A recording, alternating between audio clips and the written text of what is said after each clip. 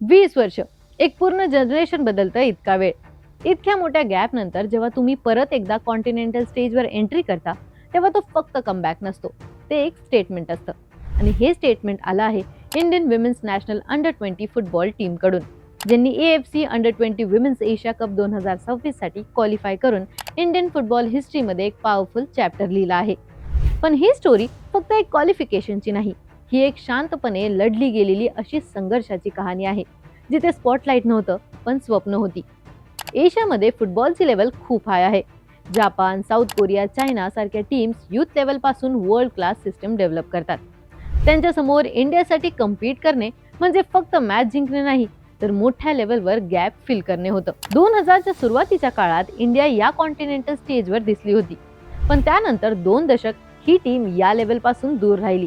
हा गॅप फक्त पार्टिसिपेशनचा नव्हता, तर एक इंडिकेशन होतं की इंडियन विमेन्स फुटबॉलला रिबिल्ड करायची गरज आहे.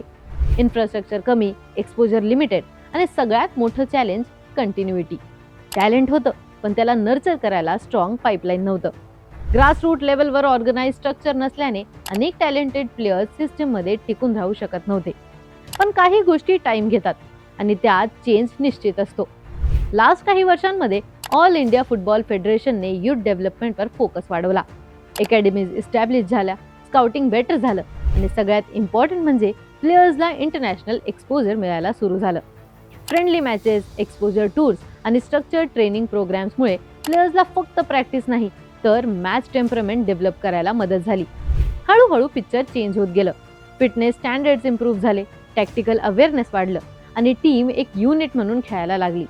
हे ट्रान्सफॉर्मेशन ओव्हरनाईट झाले असे नाही, वर्षांवर चाललेल्या कन्सिस्टंट एफर्टचा हा रिझल्ट होता. कोचिंग सेटअप पण स्ट्रेंथन झालं, जिथे मॉडर्न फुटबॉलचा अप्रोच यूज केला गेला. क्वालिफिकेशन कॅम्पेन मध्ये ही टीम फक्त पार्टिसिपेशन करण्यासाठी नाही उतरली, तर ती कम्पीट करायला उतरली होती. मॅचेस मध्ये डिफेन्सिव्ह डिसिप्लिन दिसलं, मिडफील्ड मध्ये कंट्रोल दिसला आणि अटॅकिंग थर्ड मध्ये क्लॅरिटी दिसली. युथ टीमसाठी सगळ्यात मोठं चॅलेंज असतो प्रेशर हँडल करणे, पण इंडियाने ती मॅच्युरिटी दाखवली. टाईट सिच्युएशन्स मध्ये पॅनिक न होता गेम प्लॅन स्टिक करणे हे एक इव्हॉल्व टीमचं साईन आहे. पण या जर्नीमध्ये एक इमोशनल अँगल पण आहे, जो कदाचित स्टॅट्स मध्ये दिसत नाही. या टीम मधील अनेक प्लेयर्स अशा बॅकग्राऊंड मधून येतात जिथे रिसोर्सेस लिमिटेड असतात, परफेक्ट ग्राउंड नसतात, फॅसिलिटीज वर्ल्ड क्लास नसतात, पण त्यांच्या स्वप्नांना लिमिट्स नसतं. सकाळचं प्रॅक्टिस, लॉंग ट्रॅव्हल आणि लिमिटेड सपोर्ट सिस्टम मध्ये पण हे प्लेयर्स टिकून राहिले, कारण त्यांना माहिती होतं की एक दिवस नॅशनल जर्सी घालायची आहे.